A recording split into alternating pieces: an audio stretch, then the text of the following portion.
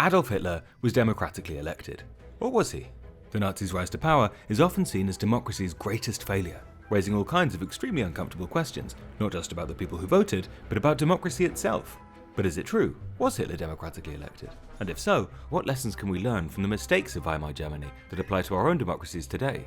To find out, let's look back at the Nazis' road to power as a political party within the Weimar Republic.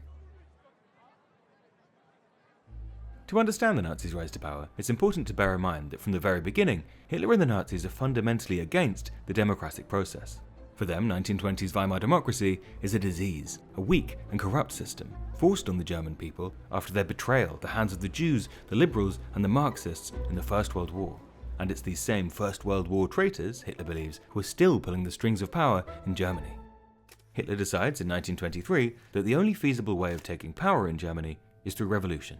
On the 8th of November, he launches his catastrophic and humiliating rebellion, the Beer Hall Putsch, which only succeeds in landing Hitler in prison, along with most of the leading Nazis. This should really have been the end of things, but while in prison, Hitler has a lot of time to think. Clearly, revolution is not the answer. He realizes that in order to tear down the democratic system, he'll have to play its game. First of all, he'll need a manifesto. Hitler sets out his pitch to the German people in his bizarre, warmongering, viciously anti-Semitic autobiography, Mein Kampf. And on his release from prison, he enters the Nazis into the May 1928 general election. But unfortunately for Hitler, this first election run comes during a period of relative stability in the Weimar Republic. The hyperinflation of 1923 has started to cool off, and the Great Depression of 1929 hasn't hit yet. Things look, perhaps, like they might be settling down in Germany, and voters are ready to give the democratic system another chance. The Nazis flop, taking less than 3% of the vote, 12 seats in the Reichstag. This is a bit of a rude awakening for Hitler. It's clear that Germany is not yet ready for his radical brand of politics, and his admittedly highly appealing pitch of wiping away democracy and plunging Germany and Europe into yet another war of total annihilation doesn't swing voters in his favour, at least not yet. Hitler's next opportunity comes in September 1930, and even in these 2 short years, the political calculations have changed. Thousands of miles away in New York City, the stock market crash of October 1929 plunges the United States, and then Europe, and specifically Germany, into the Great Depression. Germany is heavily dependent on US loans to manage its reparations from the Treaty of Versailles. But as the US financial system crumbles, panicked American banks rush to recall their loans, and the indebted German economy collapses. By 1930, the unemployment rate in Germany has skyrocketed to over 6 million people, about 30% of the workforce. Workers are on the streets. Political violence is everywhere, not least from the Nazi Party's own 400,000 SA members, who are running riot across Germany. By 1930, many Germans have lost any faith at all that the Weimar system will produce economic stability, or even physical safety. In the run-up to the 1930 election, Hitler blames Germany's economic ills on Jewish financiers and foreign powers exploiting Germany, as well as Marxist plotters and the Versailles traitors in government. His pitch works. The Reichstag is divided, and the Nazi vote tally rises to 18%, securing 107 seats and making the Nazis the second largest party. It's the breakthrough Hitler's been waiting for, and he won't have long to wait to try again. The Nazis' third election falls in July 1932, and by now, Weimar democracy is in crisis. Hitler ruthlessly exploits the division, poverty, and resentment across Germany. He leads an incredibly modern media campaign, flooding the radio and the press, and flying between cities across Germany, presenting the Nazis as the party of the future and of German unity. In 1932, the Nazis become the largest party in the Reichstag, winning 37% of the vote. But they still don't have a parliamentary majority and cannot form a government, because crucially, no other political party is willing to side with the Nazis and join them in a coalition.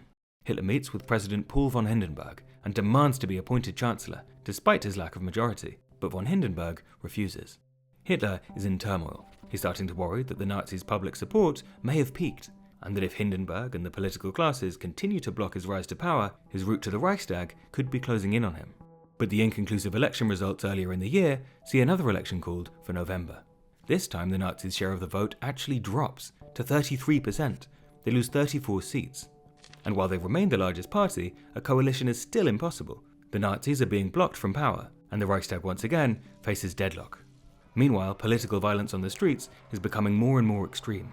Hitler's now 3 million strong SA are agitating. With chaos on the streets, the economy collapsing, and the Nazis now openly questioning the authority of the Reichstag, Hitler is turning the screws on the political and industrial classes of Germany. And it's not long before they give in to the pressure. Hindenburg and his allies decide to calm the storm in Germany by bringing Hitler into the fold.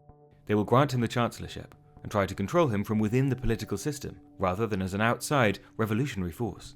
So despite never actually winning an electoral majority, and with his democratic support seemingly in decline, Hitler is appointed Chancellor on January 30th, 1933. Less than a month later, Dutch communist Marinus van der Lubbe set to light the Reichstag building. Hitler and the Nazis declare a state of national emergency, suspending civil liberties across Germany and rounding up communists, socialists, and indeed any of Hitler's political opponents, including 100 communist Reichstag members. Another election is called for the 5th of March 1933, but this election is neither free nor fair.